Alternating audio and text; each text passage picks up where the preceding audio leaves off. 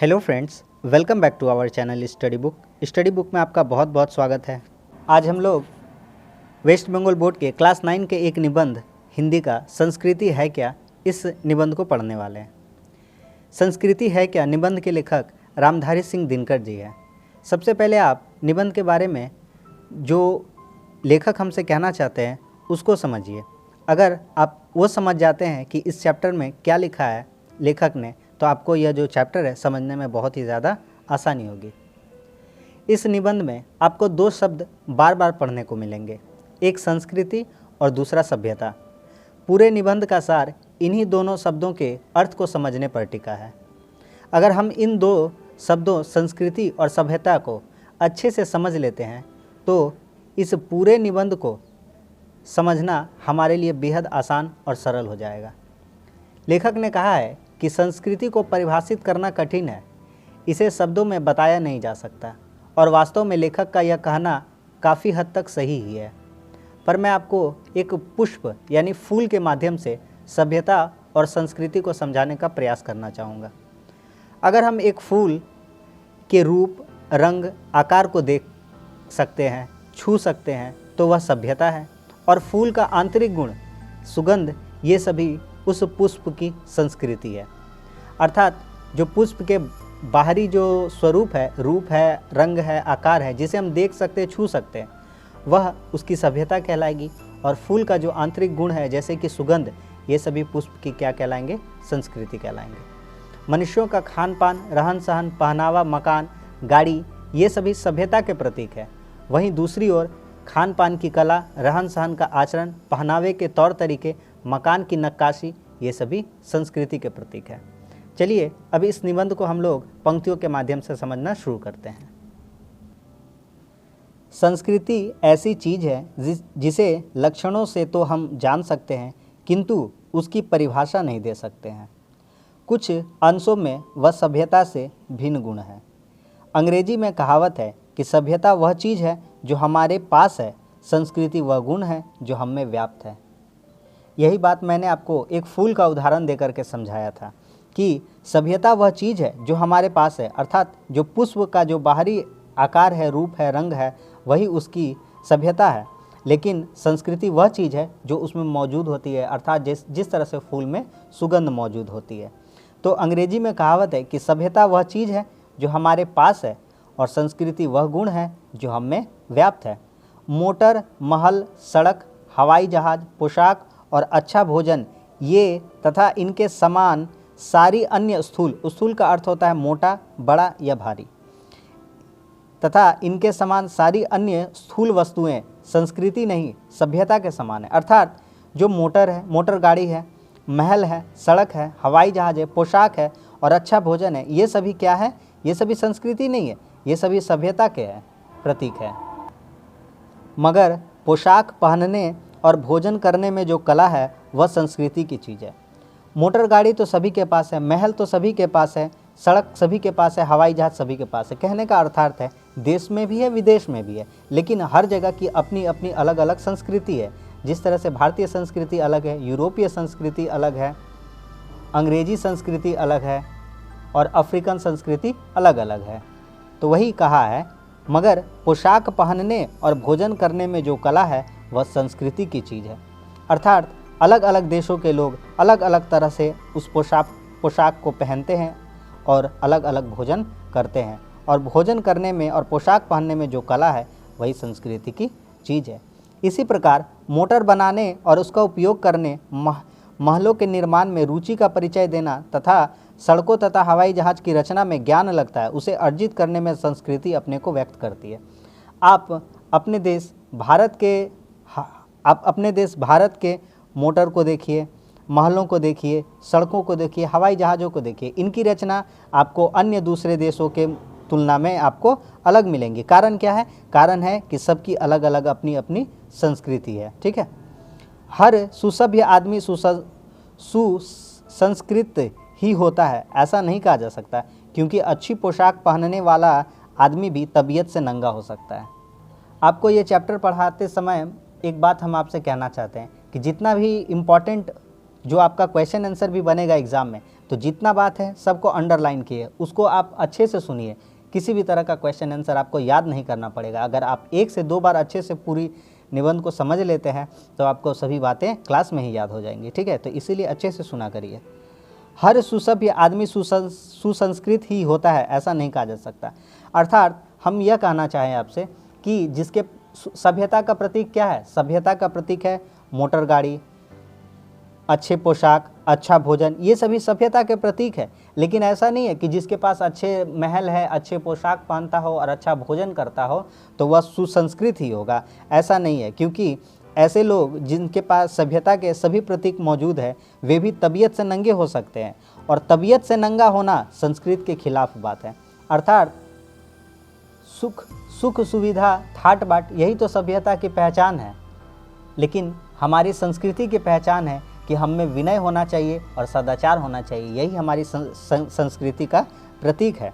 तो वही लेखक कहते हैं कि हो सकता है कि सुसभ्य आदमी सुसंस्कृत हो, हर सुसभ्य आदमी सुसंस्कृत हो, ऐसा नहीं कहा जा सकता। क्योंकि अच्छी पोशाक पहनने वाला आदमी भी तबीयत से नंगा हो सकता है, और तबीयत से नंगा होना तो संस्कृति के खिलाफ बात है। और यह भी नहीं कहा जा सकता कि हर सुसंस्कृत आदमी सब ही होता है।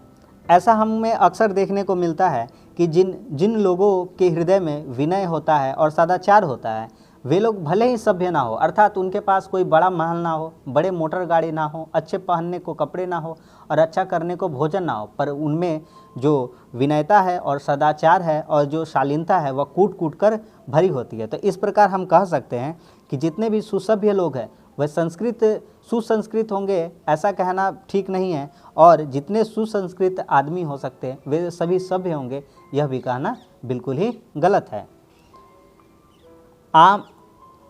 हर सुसंस्कृत आदमी सभी होता है, क्योंकि सभ्यता की पहचान सुख सुविधा और ठाट बाट है। मगर बहुत से ऐसे लोग हैं जो सड़े गले झोपड़ों में रहते हैं, जिनके पास काफ़ी कपड़े भी नहीं होते और न कपड़े पहनने के अच्छे ढंग ही उन्हें मालूम होते, लेकिन फिर भी उनमें विनय और सदाचार होता है। वे दूसरों के दुख से दुखी होते हैं तथा दूसरों का दुख दूर करने के लिए वे खुद मुसीबत उठाने को भी तैयार रहते हैं। हमने क्या बताया कि जिनके पास सभ्यता के प्रतीक अर्थात बड़े बड़े मोटर गाड़ी, बड़ी महल, बड़ी कोठी, अच्छे पहनने को कपड़े और अच्छा भोजन भले ही ना हो, लेकिन वह भी आदमी सुसंस्कृत हो सकता है। कैसे हो सकता है? क्योंकि हमारी संस्कृति की पहचान यही है कि हमें विनय और सदाचार होना चाहिए, हमें दूसरों के दुख से दुखी होना चाहिए तथा उनके दूसरों का दुख दूर करने के लिए हम अपने ऊपर खुद मुसीबत उठाने को भी तैयार रहें। यही हमारी संस्कृति की पहचान है। जबकि सभ्यता की पहचान तो मात्र केवल कुछ भौतिक वस्तुएं ही है। छोटा नागपुर की आदिवासी जनता पूर्ण रूप से सभ्य तो नहीं कही जा सकती, क्योंकि सभ्यता के बड़े बड़े उपकरण उसके पास नहीं है। जिस तरह से हम उदाहरण स्वरूप देख सकते हैं कि छोटा नागपुर में की पठारी में जो आदिवासी जनता निवास करती है वे पूर्ण तरह से सभ्य नहीं कहा जा सकती। सभ्यता का प्रतीक क्या हो गया? बड़े मोटर गाड़ी, बड़ी बड़ी महलें और अच्छे कपड़े और अच्छा भोजन, यही सब तो सभ्यता के प्रतीक है। तो क्या ये जो छोटा नागपुर के पठार में जो आदिवासी जनता वास करती है, क्या उनके पास ये सभी सुख सुविधाएं मौजूद हैं? बिल्कुल नहीं है। लेकिन ये लोग सुसंस्कृत हैं। कैसे हैं हम लोग देखते हैं। लेकिन दया, माया, सच्चाई और सदाचार उसमें कम नहीं है। इन लोगों के पास सभ्यता के प्रतीक, जो सभ्यता की निशानी है, वे तो कम है, लेकिन जो संस्कृति की पहचान है उनमें कूट कूट कर भरी हुई है। अर्थात इन लोगों के हृदय में दया, माया, सच्चाई और सदाचार इनमें कूट कूट कर भरा हुआ है। अतएव उसे सुसंस्कृत समझने में कोई उज्र नहीं होना चाहिए। उज्र का अर्थ होता है आपत्ति। अर्थात हम यह देखते हैं कि जो बड़े बड़े गाड़ियों में घूमते हैं, सूट बूट लगा कर घूमते हैं, अच्छे कपड़े पहनते हैं, अच्छे महलों में रहते हैं, अच्छा भोजन करते हैं, वे सुसंस्कृत हों, ऐसा कहना बिल्कुल ही गलत है कि सभी वैसे लोग सुसंस्कृत होंगे। लेकिन जिनके पास सभ्यता की निशानी के प्रतीक भी नहीं है, लेकिन उनके पास उसकी संस्कृति है। क्यों? क्योंकि वे दूसरों पर दया माया करना जानते हैं, सच्चाई के रास्ते पर चलते हैं और वे लोग सदाचार रहते हैं। ठीक है। अतएव उसे सुसंस्कृत समझने में कोई आपत्ति नहीं होनी चाहिए। प्राचीन भारत में ऋषिगण जंगल में रहते थे और जंगलों में वे कोठे और महल बनाकर ही नहीं रहते थे। जो ऋषि मुनि हैं वे भारत के गौरव के प्रतीक हैं। प्राचीन भारत में ऋषिगण जंगल में रहते थे और जंगलों में वे कोठे और महल बनाकर तो नहीं रहते थे, वे तो फूस की झोपड़ियों में वास करना, जंगलों के जीवों से दोस्ती और प्यार करना, किसी भी मोटे काम को अपने हाथ से करने में हिचकिचाहट नहीं दिखाना, पत्तों में खाना और मिट्टी के बर्तन में रसोई पकाना, यही उनकी ज़िंदगी थी। और ये लक्षण आज की यूरोपीय परिभाषा के अनुसार सभ्यता के लक्षण नहीं माने जाते हैं। अर्थात जो यूरोप के जो देश हैं उनकी परिभाषा के अनुसार ये सभी सभ्यता के लक्षण नहीं है। क्यों नहीं है? क्योंकि वे लोग काफ़ी सभ्य हैं। क्यों सभ्य हैं भाई? तो प्राचीन भारत में तो ऋषिगण जंगल में रहते थे, तो इनकी सभ्यता के यूरोपीय परिभाषा की सभ्यता के अनुसार जंगल में नहीं रहना चाहिए, बड़े बड़े महलों में रहना चाहिए। जंगल में वे कोठे और महल बनाकर नहीं रहते जैसा हमारे ऋषि मुनि रहते थे। तो इनके अनुसार बड़े बड़े शहरों में बड़ी बड़ी कोठी बनाकर रहना चाहिए, फूस की झोपड़ियों में वास करना, जंगल के जीवों से दोस्ती और प्यार करना। हमारी तो संस्कृति यही है कि हम सभी जीवों से दोस्ती करते हैं और प्यार करते हैं, लेकिन यूरोपीय देशों में तो उनको मारकर खाया भी जाता है। किसी भी मोटे काम को अपने हाथ से करने में हिचकिचाहट नहीं दिखाना, किसी भी तरह का कार्य हो, हमारे जो ऋषि मुनि थे वे अपने हाथों से ही करते थे। लेकिन आज के जो यूरोपीय सभ्यता के अनुसार जो बड़े बड़े लोग हो गए हैं, वे छोटे से छोटे काम तक को अपने हाथ से नहीं करते, तो बड़े काम क्या अपने हाथ से खुद कर पाएंगे? यह सोचने का बात है। पत्तों में खाना और मिट्टी के बर्तनों में रसोई पकाना। यूरोपीय सभ्यता के अनुसार पत्तों में खाना और मिट्टी के बर्तनों में रसोई पकाना यह सभ्यता के खिलाफ है। इसीलिए यूरोपीय सभ्यता के अनुसार ये सभी जो लक्षण है ये सभ्यता के प्रतीक नहीं माने जाएंगे। फिर भी वे ऋषि मुनि सुसंस्कृत ही नहीं थे, बल्कि वे जाति की संस्कृति का निर्माण भी करते थे। लेखक हमसे कहना चाहते हैं कि ये सभी गुण यूरोपीय सभ्यता के अनुसार सभ्यता के प्रतीक नहीं हैं, लेकिन फिर भी जो ऋषिगण थे सुसंस्कृत ही नहीं थे, बल्कि वे जाति की संस्कृति का निर्माण भी करते थे। अर्थात भारत के जो और भी लोग थे उनके अंदर भी संस्कृति का निर्माण करते थे। ऐसे थे हमारे ऋषिगण। सभ्यता और संस्कृति में यह एक मौलिक भेद है जिसे समझे बिना हमें कहीं कहीं कठिनाई का सामना करना पड़ सकता है, मगर वह कठिनाई कहीं कहीं ही आती है। साधारण नियम यही है कि संस्कृति और सभ्यता की प्रगति अधिकतर एक साथ होती है और दोनों का एक दूसरे पर प्रभाव भी पड़ता रहता है। उदाहरण के लिए जब हम कोई घर बनाने लगते हैं तब स्थूल रूप से यह सभ्यता का कार्य होता है, मगर हम घर का कौन सा नक्शा पसंद करते हैं इसका निर्माण हमारी संस्कृति रुचि करती है, और संस्कृति की प्रेरणा से हम जैसा घर बनाते हैं वह फिर हमारी सभ्यता का अंग बन जाता है। अगर आप भारत देश के मकानों की बात करें और विदेशों के मकानों की बात करें तो आपको यह निश्चित तौर पर फ़र्क नज़र आएगा कि हमारी संस्कृति कुछ और है घर बनाने की और विदेशों की संस्कृति कुछ अलग है घर बनाने की। तो जो घर है वह तो सभ्यता का प्रतीक है, लेकिन उसको बनाने की जो कला है वह एक संस्कृति का परिचायक है। इस प्रकार सभ्यता के संस्कृति पर और संस्कृति की सभ्यता पर पड़ने वाले प्रभाव का क्रम निरंतर चलता ही रहता है। यही एक बात भी समझ लेनी चाहिए कि संस्कृति और प्रकृति में भी भेद है। गुस्सा करना मनुष्य की प्रकृति है, लोभ में पड़ना उसका स्वभाव है। ईर्ष्या, मोह, राग, द्वेष और काम वासना ये सब के सब प्रकृतिदत्त गुण हैं। अब यहाँ पर लेखक हमसे कहते हैं कि संस्कृति और प्रकृति इसमें भी भेद होता है। प्रकृति अर्थात गुस्सा करना यह मनुष्य के प्रकृति में ही है। लोभ में पड़ना, मनुष्य को लोभ आता है, यह प्रकृतिदत्त है, उसका स्वभाव ही है। ईर्ष्या करना, मोह में आ जाना, राग करना, द्वेष करना और काम वासना ये सब के सब प्रकृति के द्वारा दिए गए गुण हैं। मगर प्रकृति के ये गुण अगर बेरोक छोड़ दिए जाए तो आदमी और जानवर में कोई भेद ना रह जाएगा। आदमी और जानवर को अलग करने वाली जो बात है वह इसी में है कि दोनों के ये जो गुण हैं वो प्रकृति के द्वारा ही दिए गए हैं, लेकिन फिर भी मनुष्य इसे रोकता है। अर्थात मनुष्य मोह करना छोड़ता है, द्वेष करना छोड़ता है, काम वासना पर अपना नियंत्रण करता है। तो वही लेखक कहते हैं कि ये जो प्रकृतिदत्त गुण है अगर इन्हें बिना रोके छोड़ दिया जाए तो आदमी और जानवर में कोई भेद ना रह जाएगा। इसलिए मनुष्य प्रकृति के इन आवेगों पर रोक लगाता है और कोशिश करता है कि वह गुस्से के वश में नहीं बल्कि गुस्सा ही उसके वश में रहे।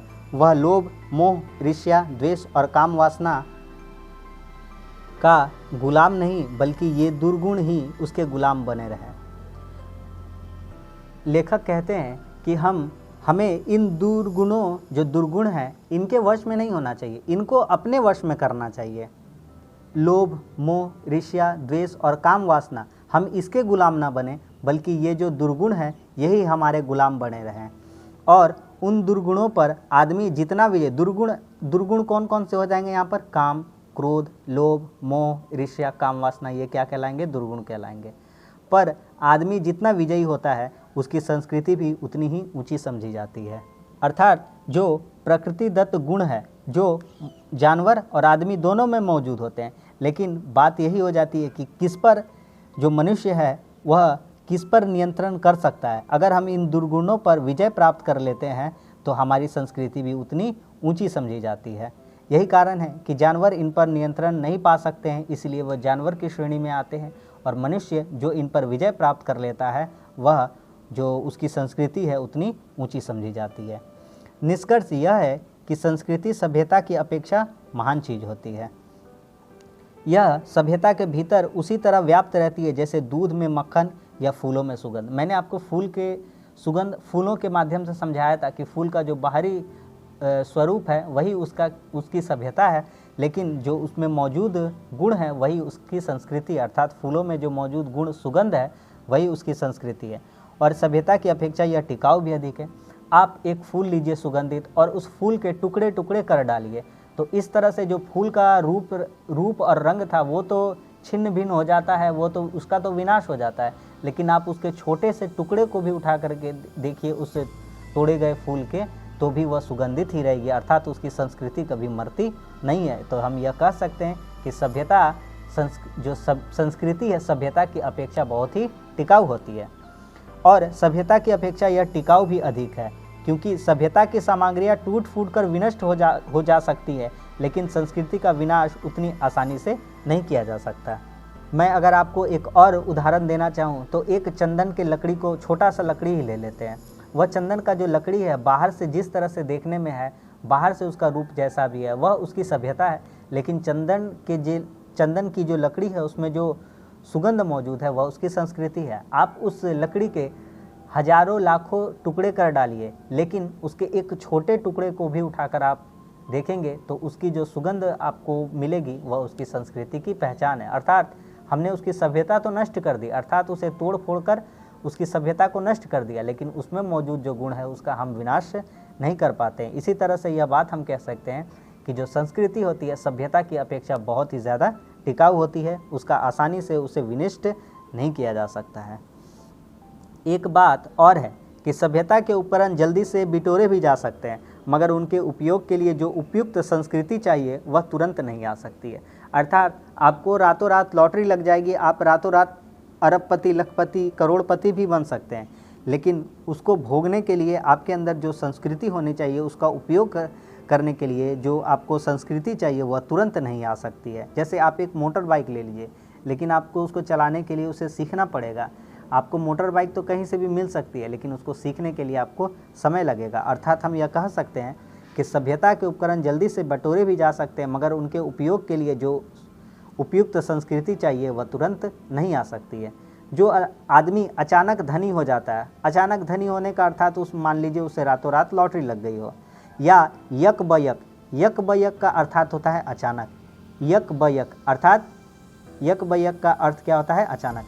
यक बयक किसी ऊंचे पद पर पहुंच जाता है। मान लीजिए किसी का प्रमोशन हो गया हो, उसे चिढ़ाने के लिए अंग्रेजी में एक शब्द अपस्टार्ट है। अपस्टार्ट को लोग बुरा समझते हैं। क्यों बुरा समझते हैं? इसलिए बुरा नहीं समझते कि अचानक धनी हो जाना या अचानक यक बयक ऊंचे पद पर पहुंच जाना कोई बुरी बात है, बल्कि इसलिए कि धनियों तथा ऊंचे ओहदे वाले की जो संस्कृति है वह तुरंत नहीं सीखी जा सकती है। अर्थात कोई आदमी रातों रात अचानक धनी हो जाए, लेकिन धनी का जो व्यवहार होता है, एक धनी व्यक्ति का जो व्यवहार होता है, उसके जो लक्षण होते हैं, उसकी जो संस्कृति है वह रातों रात सीखी नहीं जा सकती है, उसको सीखने में समय लगता है। इसलिए लोग मजाक उड़ाते हैं। अंग्रेजी में यही एक कहावत है, एक शब्द है जिसका नाम है अपस्टार्ट को लोग इसलिए बुरा समझते हैं कि आदमी धनी भले ही हो जाए तो उसे धनी होने से उसका मजाक नहीं उड़ाया जाता है, लेकिन धनी होकर किस तरह से रहना है, उसकी संस्कृति कैसी होनी चाहिए, इसको सीखने में समय लगता है, इसीलिए लोग मजाक उड़ाते हैं और उसे चिढ़ाते हैं। इसलिए ऊंचे ओहदे पर पहुंचा हुआ व्यक्ति यदि पहले से अधिक विनयशील न हो जाए तो वह चिढ़ाने लायक हो जाता है। संस्कृति ऐसी चीज़ नहीं जिसकी रचना 10, 20 या 150 वर्षों में की जा सकती हो। अनेक शताब्दियों तक एक समाज के लोग जिस तरह खाते पीते, रहते सहते, पढ़ते लिखते, सोचते समझते और राजकाज चलाते अथवा धर्म कर्म करते हैं, उन सभी कार्यों से उसकी संस्कृति उत्पन्न होती है। अर्थात जो संस्कृति है वह 10, 20 या 150 वर्षों में नहीं आ सकती है, अनेक शताब्दियाँ इसमें खप जाती हैं।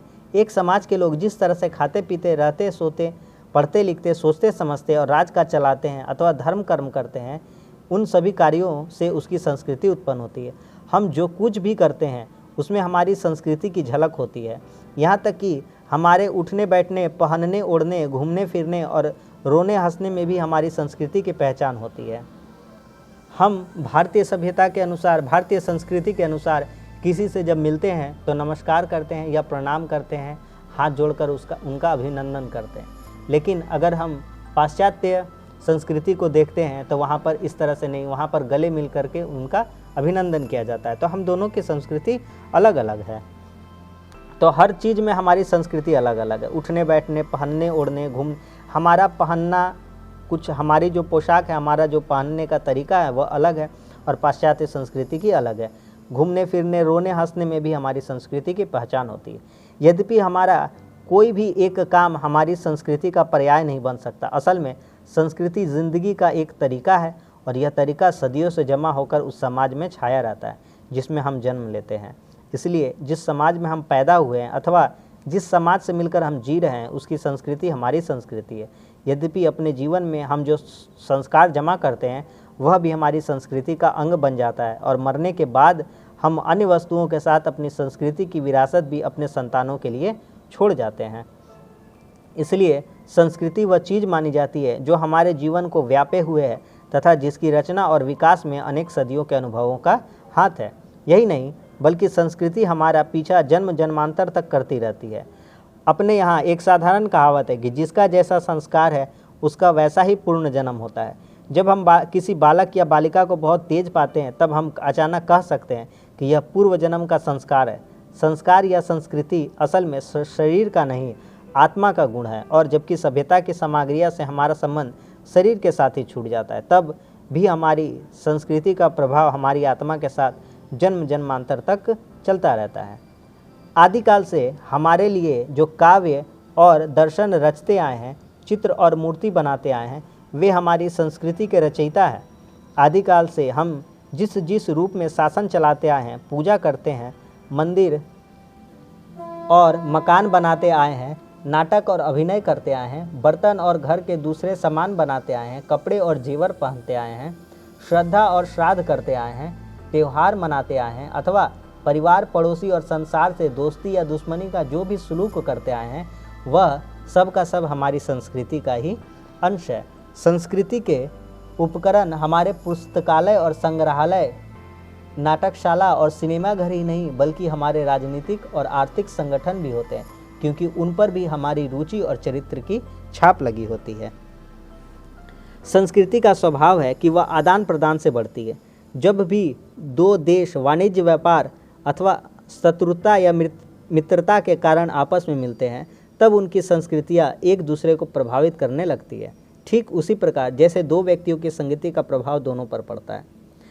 अर्थात हम अगर एक अच्छे मित्र के साथ रहते हैं तो उसकी जो अच्छाई है वो भी हम में आने लगती है, और अगर हम एक बुरे मित्र के साथ रहते हैं तो उसकी जो बुराई है वह हमारे अंदर आने लगती है। ठीक उसी प्रकार संस्कृति की भी यही पहचान है कि वह आदान प्रदान से बढ़ती है। जब भी दो देश या वाणिज्य या व्यापार करने के लिए एक दूसरे से मिलते जुलते हो या शत्रुता या मित्रता किसी भी कारणवश आपस में मिलते हैं, तब उन दोनों की जो संस्कृति है एक दूसरे को प्रभावित करती है। संसार में शायद ही ऐसा कोई देश हो जो यह दावा कर सके कि उस पर किसी अन्य देश की संस्कृति का प्रभाव नहीं पड़ा है। इसी प्रकार कोई जाति भी यह नहीं कह सकती कि उस पर किसी दूसरी जाति का प्रभाव नहीं है। जो जाति केवल देना ही जानती है, लेना कुछ नहीं, उसकी संस्कृति का एक न एक दिन दिवाला निकल जाता है। इसके विपरीत जिस जलाशय के पानी लाने वाले दरवाजे खुले रहते हैं, उसकी सुसंस्कृति कभी नहीं सूखती। उसमें सदा ही स्वच्छ जल लहराता रहता है और कमल के फूल खिलते रहते हैं। अर्थात आपने सुना होगा और आपने देखा होगा कि जो जल हमेशा बहता रहता है उसमें कभी कीड़े नहीं लगते हैं, उसमें किसी भी प्रकार की कभी कोई गंदगी नहीं होती है। लेकिन जो जल जमा रहता है वह जल प्रदूषित हो जाता है और उससे बहुत ही गंध आती है और वह जल खराब हो जाता है।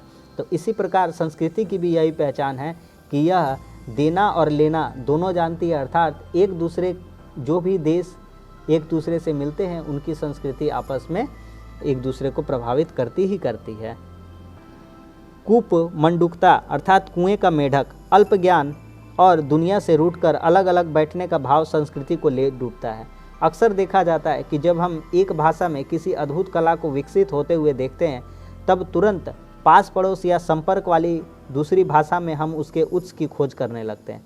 पहले एक भाषा में शेली और किट्स पैदा होते हैं, अर्थात अंग्रेजी के ये दोनों रचनाकार हैं, लेखक हैं। जिस तरह से हमारे यहाँ होते हैं, जिस तरह से हमारे दूसरी भाषा में रविंद्र उत्पन्न होते हैं, जिस तरह से हमारे रविंद्रनाथ टैगोर हैं, एक महान कवि थे, महान लेखक थे, उसी तरह से जो विदेशों के हैं, जो अंग्रेज़ों के हैं, वह शेली और किट्स है। पहले एक देश में बुद्ध होते हैं, तब दूसरे देश में ईसा मसीह का जन्म होता है। अगर मुसलमान इस देश में नहीं आए होते तो उर्दू भाषा का जन्म नहीं हुआ होता और न मुग़ल कलम की चित्रकारी ही यहाँ पैदा हुई होती। अगर यूरोप से भारत का संपर्क नहीं हुआ होता तो भारत की विचारधारा पर ज्ञान का प्रभाव देर से पड़ता और राम मोहन राय, दयानंद, रामकृष्ण परमहंस, विवेकानंद और गांधी में से कोई भी समाज सुधारक उस समय जन्म नहीं लेते जिस समय उनका जन्म हुआ। जब भी दो जातियाँ मिलती है उनके संपर्क या संघर्ष से जिंदगी की एक नई धारा फूट निकलती है जिसका प्रभाव दोनों पर पड़ता है। आदान प्रदान की प्रक्रिया संस्कृति की जान है और इसी के सहारे वह अपने को जिंदा रखती है। केवल चित्र, कविता, मूर्ति, मकान और पोशाक पर ही नहीं, संस्कृति का संपर्क प्रभाव दर्शन और विचार पर भी पड़ता है। एक देश में जो दार्शनिक और महात्मा उत्पन्न होते हैं उनकी आवाज़ दूसरे देशों में भी मिलते जुलते दार्शनिकों और महात्माओं को जन्म देती है। एक देश में जो धर्म खड़ा होता है वह दूसरे देशों के धर्मों को भी बहुत कुछ बदल देता है। यही नहीं बल्कि प्राचीन जगत में तो बहुत से ऐसे देवी देवता भी मिलते हैं जो कई जातियों के संस्कारों से निकलकर एक जगह जमा हुए हैं। एक जाति का धार्मिक रिवाज दूसरी जाति का रिवाज बन जाता है और एक देश की आदत दूसरे देश के लोगों की आदत में समा जाती है। अतएव संस्कृति दृष्टि से वह देश और वह जाति अधिक शक्तिशालिनी और महान समझी जानी चाहिए जिसने विश्व के अधिक से अधिक देशों, अधिक से अधिक जातियों की संस्कृतियों को अपने भीतर जज्ब करके उन्हें पचा करके बड़े से बड़े समन्वय को उत्पन्न किया।